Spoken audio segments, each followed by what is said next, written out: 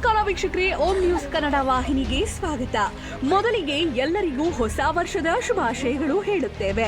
ಹೊಸ ವರ್ಷದ ಅಂಗವಾಗಿ ಇಂದು ನಮ್ಮ ಓಂ ನ್ಯೂಸ್ ತಂಡವು ಉತ್ತರ ಕರ್ನಾಟಕದ ವಿಜಯಪುರ ಜಿಲ್ಲೆ ಬಬಲೇಶ್ವರ ಗ್ರಾಮದ ಬೆಂಕಿ ಬಬಲಾದಿ ಎಂದೇ ಪ್ರಸಿದ್ಧಿ ಪಡೆದಿರುವ ಶ್ರೀ ಕ್ಷೇತ್ರ ಬಬಲಾದಿ ಸದಾಶಿವ ಅವರ ಮಠಕ್ಕೆ ಭೇಟಿ ನೀಡಿ ಕ್ಷೇತ್ರದ ಮಠಾಧಿಪತಿಗಳಾದ ವೇದಮೂರ್ತಿ ಸಿದ್ದರಾಮಯ್ಯ ಅಜ್ಜನವರ ಆಶೀರ್ವಾದ ಪಡೆದುಕೊಂಡು ಓಂ ನ್ಯೂಸ್ ತಂಡ ಎಲ್ಲರಿಗೂ ಹೊಸ ವರ್ಷದ ಶುಭಾಶಯ ಕೋರಿದ್ರು.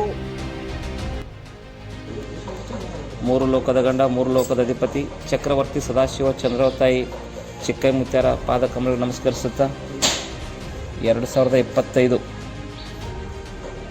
ಈ ಒಂದು 2025ರಲ್ಲಿ ಸದಾಶಿವ ಮುತ್ಯನ ಆಶೀರ್ವಾದದಿಂದ ಜಗತ್ತಿಗೆ ಒಳ್ಳೆಯದಾಗಲಿ. ಅದರ ಜೊತೆಗೆ ಓಂ ನ್ಯೂಸ್ ಈ ಒಂದು ನ್ಯೂಸ್ ಏನೈತಲ್ಲ ಇನ್ನೂ ಎತ್ತರಕ್ಕೆ ಬೆಳೀಲಿ, ಎಲ್ಲರಿಗೂ ಒಳ್ಳೆಯದಾಗಲಿ.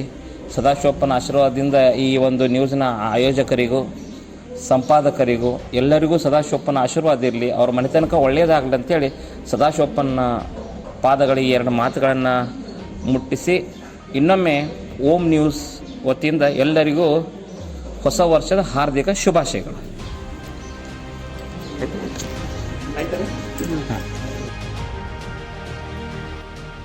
ವರದಿ ಅಲೋಕ್ ಚೌಗಲ, ಚಿಕ್ಕೋಡಿ. ನೇರ ಸುದ್ದಿಗಾಗಿ ಮತ್ತು ನಿರಂತರ ಸುದ್ದಿಗಾಗಿ ನೋಡ್ತಾ ಇರಿ ಓಂ ನ್ಯೂಸ್ ಕನ್ನಡ, ಚಿಕ್ಕೋಡಿ.